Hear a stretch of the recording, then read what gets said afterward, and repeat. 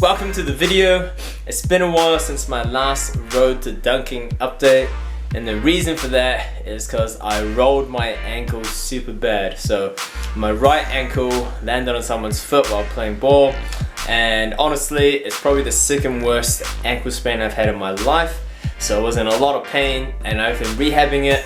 So I thought I'd just do a video, give you guys my 3 top tips on how to rehab from an ankle injury that I've used over the years. If you're a hooper, you've probably had your share of ankle injuries as well. So these top tips have helped me personally recover from ankle injuries super quick on little tweaks, and even on this major injury, I've bounced back a lot quicker than I did when I was younger, when I didn't know how to do these things. Alright, so let's jump into it. First one is basically meat over rice.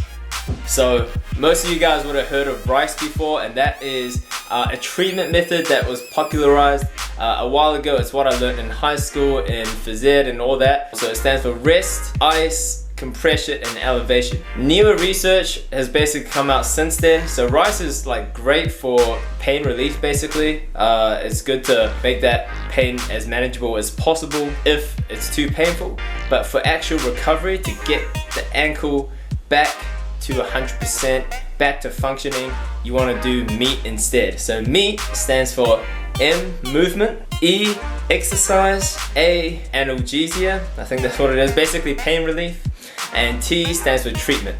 Alright, so basically the idea is you want to keep that ankle a lot more active. You don't want to just leave it stationary, lying around. You want to put weight on it, manageable load on it as soon as you can. You want to restore the range of motion as quick as you can, manage the pain obviously, but as you do that, you bring blood flow into the area, and you also help, when the tendons and everything are regrowing, you help them regrow in an organized way, in a way that is actually going to help you with the movement pattern that you want, right? So if you just let it lie around stationary, then it's just going to regrow, and then you're going to have to reteach the movement pattern. You're going to have to re-strengthen it because it's not going to regrow the way you want it to and strengthen the way you want it to. So that's tip number 1. Honestly, this has helped tremendously. The day after I heard it, I was trying to put weight on it as much as I could, trying to do mini calf raises, trying to just wiggle around, writing the alphabet with your toe. All of these things helps out a lot, just trying to get that movement back ASAP to restore normal function.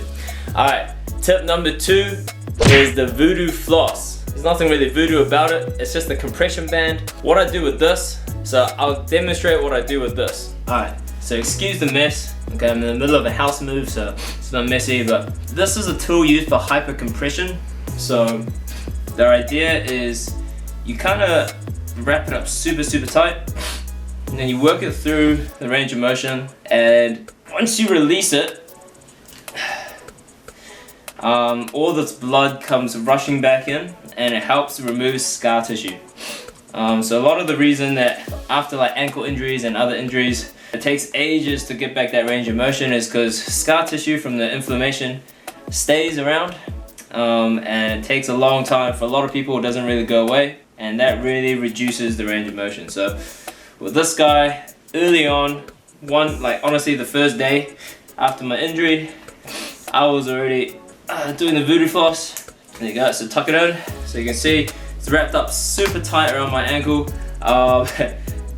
The front of my foot will start to go a little blue, but basically now I just try to work it through its range of motion.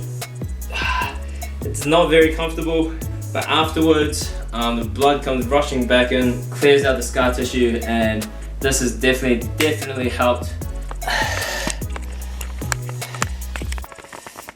So there you go, there you have it. Try to do some squats.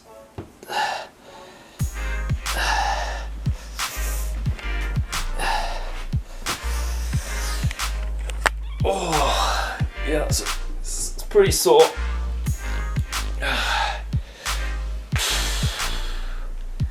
But yeah, after knee sprains or anything like that, this has been like a major key for me in my healing process. So like, it doesn't take long, maybe a minute or two, and then just take it off.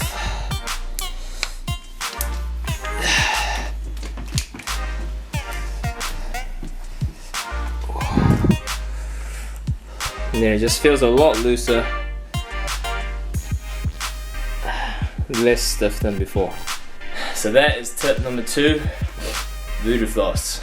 Tip number 3 is contrast therapy. So right here I have a ice bucket.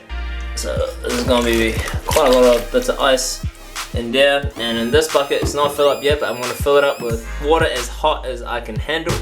And basically I'm gonna chuck my injured ankle in there for about a couple minutes on each one, and then I'm just gonna alternate. And what that does is basically when it's cold, contracts the blood vessels. When it's hot, opens it back up, and it almost creates like a little mini pump in there. And again, it just promotes blood circulation, flushes out scar tissue, promotes healing in that area, and just feels really good. So with this alone, with an ankle sprain, I would rate like a 5 or 6 out of 10.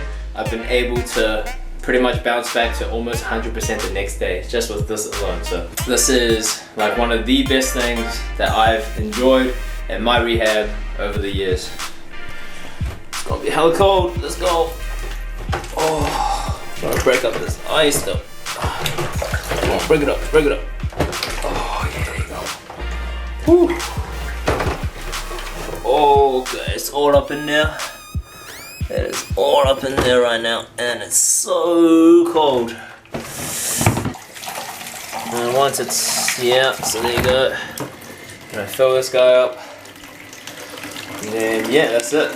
Alright, so this foot's been in there for about a minute or 2.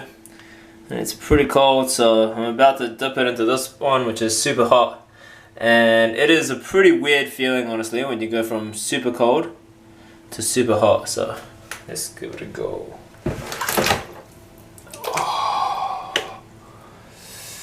Ooh. So there you go. I'm trying to give it a full. Just move it all around. It's definitely. This is like 3 weeks on from the injury. And I can pretty much do everything except like a full power jump, I think. Alright, so those are the top 3 things that I do to rehab my ankle, and hopefully I'll be able to get back to jumping form soon. I'm not gonna lie, it's been pretty lame and a little bit demotivating not being able to jump, just because right before this injury I was making such good progress. Like week on week I feel like I was getting higher, able to dunk a little better, and I just dunked 9.8 with a full-size ball, so I was feeling really good. And now just to have this setback, you know, it's tough, but it is what it is, and I just gotta stick with the rehab, you know, keep grinding hard, keep working hard at the gym, you know, just to build up, keep working out that lower body, keep working on my explosiveness, even if I can't jump right now. So hopefully I'll be back in jumping form in a couple weeks, and then I'll be able to get back to some dunking. Let's go. Hope you guys are grinding out for your goals as well. Catch you in the next one.